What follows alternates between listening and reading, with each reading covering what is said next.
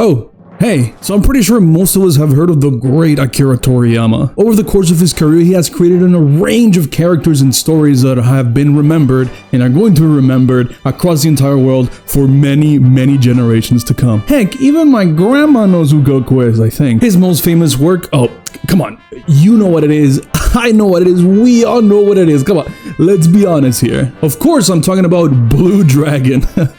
Yeah, Blue Dragon. What?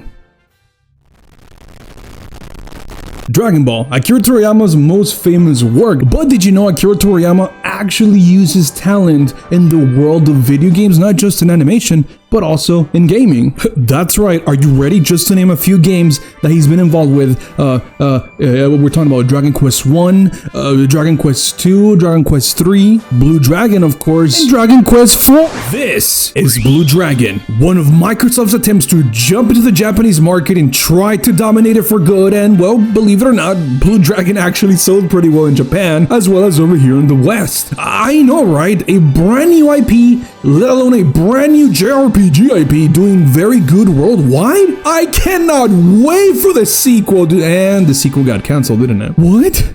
It almost got a sequel? I can't take it anymore. I feel it slipping. 俺の好きだった自然や動物たちを守ってやってくれ頼んだぞ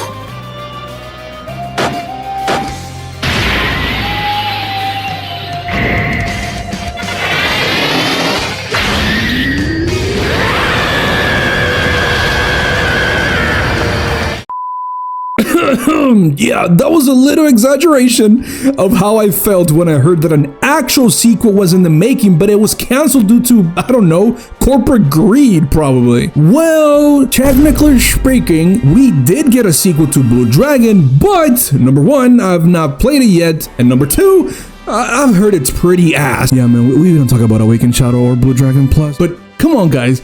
Look at all of these character designs. These are definitely Toriyama's style. I mean, you can obviously tell this is the same guy that drew all the characters you love and know from Dragon Ball. We have Jiro, Klug, Marumaru, Zola, and of course, Shu, that's Kid Goku, oh shit. Nah, but for real, the character designs are all very, very cool. I mean, it's Toriyama's style. It's all good and dandy, but what is 2006's Xbox 360 exclusive, super fun, charming, and addicting, well, at least to me, kind of addicting, title known as Blue Dragon even about? Well, like I mentioned earlier, Blue Dragon is a turn-based JRPG that follows the story of our main cast, Shu, Jiro, Klug, Marumaru, and Zola, as they embark on a journey to defeat the Demon King Nene? Nene, that's his name. Wow, that's actually his name.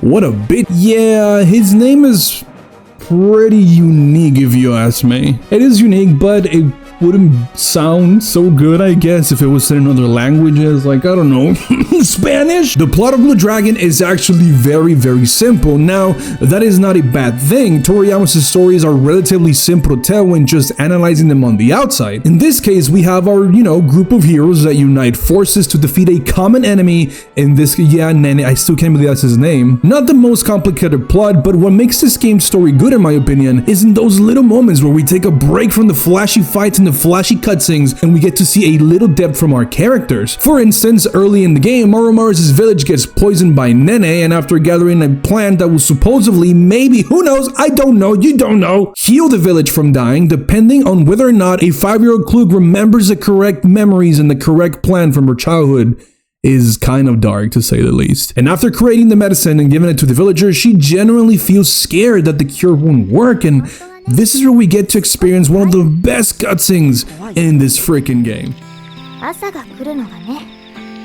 薬が効いたかどうかわかるからだね。うん。パパがあの手当てをしたのは、私がまだ8歳くらいの時だったかな。だから、もし私の記憶違いだったらって思うと。時々一人で泣いてるって。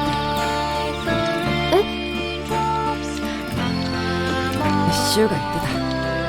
知ってたんだ。涙は悲しみを洗い流してくれるものだから、どんどん泣いていいんだよ。ジーロ、ありがとう。It's okay, Clue, you can cry. Everything's gonna be fine, I promise. You can cry, I promise everything's gonna be okay. Oh, everybody's good already. Okay, yeah, that makes sense. Yeah, I know. Nobody dies and everything gets resolved overnight. But these are the story moments, like I said, that I love about Blue Dragon. And nothing too crazy, but when it hits, it kind of hits. Basically, unless you're the protagonist, then everything will be fine, okay? Who cares? Let's just move on. Okay, guys, enough of this story. Trust me, there's definitely a lot of more cool cutscenes and more cool story moments in the game that are worth it discovering by yourself. But now, let's talk about the most important thing a game has to offer. Do you know what it is? Do you know the most important aspect of a game? I mean, it's a game, so it has to be obvious, right? Come on, it's a game, so you know what it is, right? The gameplay? Hell yeah! The gameplay is, well, kind of divisive. Let me explain. When you start the game, the combat and exploration are honestly very, very fun because it feels all new and fresh, especially if you've never played a game like this before. Heck, the combat seems simple at first, but as you unlock more classes to your shadows and more abilities to your shadows, you can make some cool-ass predictions and some cool-ass combos. Having to predict what the enemy is going to do and then guessing it correctly, and then of course countering with tremendous power is satisfying as fuck. But, hold on a minute, but you know what's not satisfying? Watching the same old and slow ass animations over and over again. I mean, maybe it's because modern turn-based RPGs have us spoiled where we can increase the speed of the battles or the animations are smoother and faster, but my god, when you have to fight the 20th flying fucking pig monster and for some reason they're all faster than your entire party, so you have to watch the same shit over and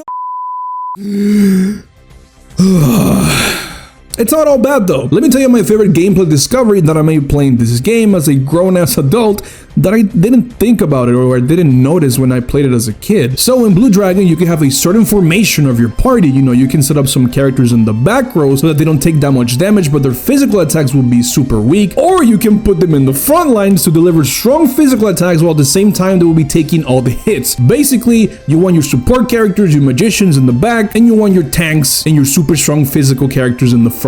I know, I feel like I just discovered fire. Oh, wow, dude. What an innovative battle mechanics. The Blue Dragon developers are probably so talented. Shush it. Guys, come on, give me a break here. I was 7 whenever I was playing this game for the first time. At that age, I have no idea about RPG mechanics or just any gaming mechanics in general. Leave me alone, I was doing 7-year-old things that a normal 7-year-old would do at that time, I guess.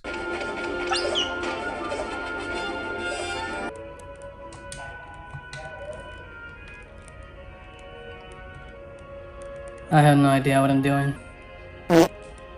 So yep, that's Blue Dragon for you. On one side you have some, cool story, nothing too crazy, nothing too super complicated narrative-wise. And on the other you have some love it or hate it gameplay depending on who you ask on the turn-based system. Yep, like I said, that's pretty much Blue Dragon for you. Cool story, cool gameplay depending on who you ask. That is absolutely everything. I mean, think about it. After all those things, what else could you ask for?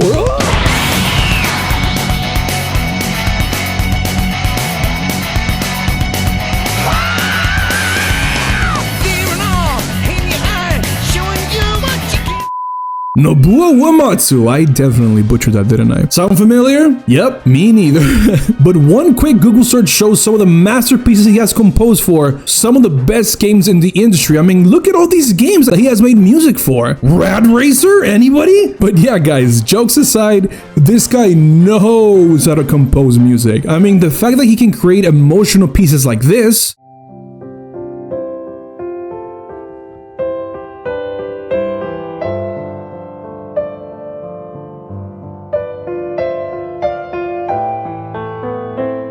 And silly yet addictive boss themes like this.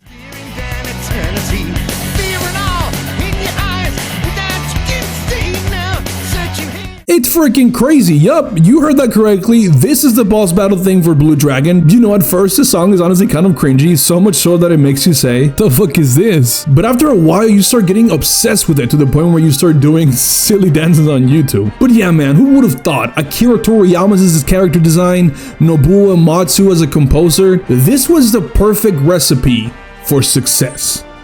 But I guess it still wasn't enough. Yeah, man, I don't know what it is about this game. It has average scores across a bunch of gaming mediums, but you know what? Who cares? Y'all ever had that one game that everybody agrees more or less that it's either average, it's bad, or it's just a mid game, but for some reason you just enjoy it. You just enjoy it so much so that this is the third time you're gonna play this game from beginning to end, and this time you actually promise, compared to the previous 2 times, that you actually 100% this game, because the last 2 times I didn't know what the fuck I was doing. Okay, sorry, that got a little too personal.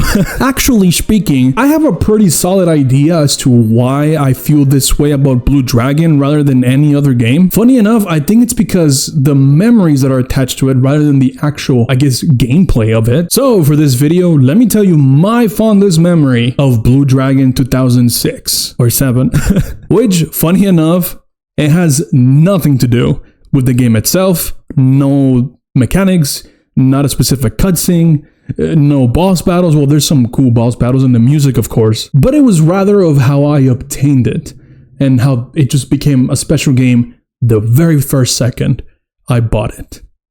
Story time. So when my brother and I were kids, our parents took us to this Walmart that wasn't a Walmart, but it looked like a Walmart, to finally get our very first Xbox 360. Hell yeah, dude. And it was a white one too. You know, the one with the red ring of death.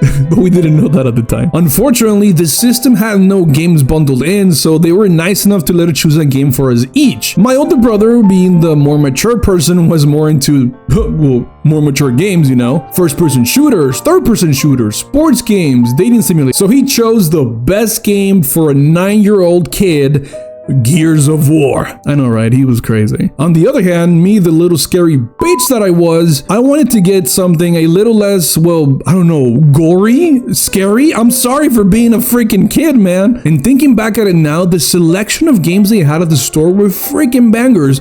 Just from the top of my head, I remember seeing Halo 3, Mass Effect. I think I saw Uncharted there as well. But none of them caught my attention, and after looking more carefully, there was this one game that reminded me of my favorite anime at the time, which was Dragon Ball, and that was Blue Dragon. And here I am, talking about it almost 20 years later. Yep, that's Blue Dragon for you. For real this time. A pretty decent JRPG if you ask me, with some awesome character designs, mix, you know, love it to hate it gameplay, a cool story, nothing too crazy, and decent exploration, of course. But trust me, if you like Dragon Ball, or you just like Akira Toriyama's style in general, you enjoy Final Fantasy, you know, some classic RPGs like Final Fantasy, Chrono Trigger and all those, I'm pretty sure you're gonna have a good time with this one. But yeah, man, it just sucks so much that despite the game selling very good for being an original IP, and still, it sucks that Blue Dragon never got the second chance it deserved to redeem itself. Oh, dude, can you guys imagine a Blue Dragon remake? How cool would that be? We're talking Dragon Quest XI graphics, or heck, even Final Fantasy VII remake graphics. Leave me alone, let me dream here. Obviously some improved gameplay. The gameplay could definitely use some improvements, some quality of life updates like a fast forward button, and of course a fast forward button for the battles. Saving the game wherever you please, including, please bro, please, inside the dungeons as well. No more waiting for a dumbass cube every 30-40 minutes to save. Oh, you know what? Who cares, bro? I just need something. I need a remaster for modern consoles. I need a remake. I need something from Blue Dragon. But bro, please, I need a remake, a remaster, something. I don't know who I have to ask. Microsoft? Square Enix? I don't know who's the owner of the property, but please, I need a remake. I'll take my money, please. But yeah, it sucks that this game just never got a second chance, and it just never got the opportunity to redeem itself and get the proper Blue Dragon sequel, man.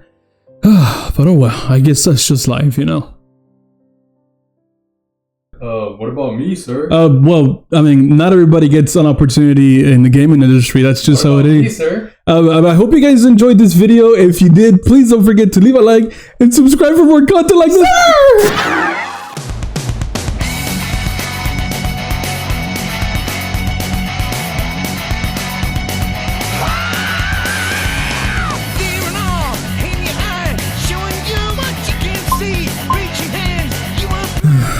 What should I choose?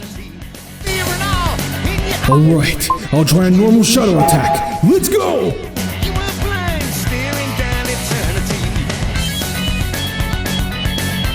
What the heck is this?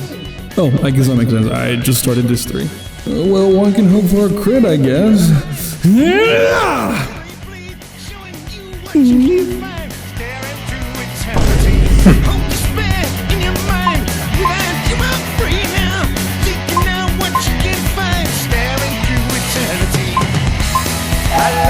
None? Hell to Blue Dragon Plus.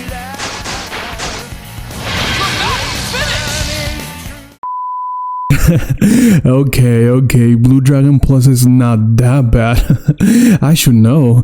I've never played it.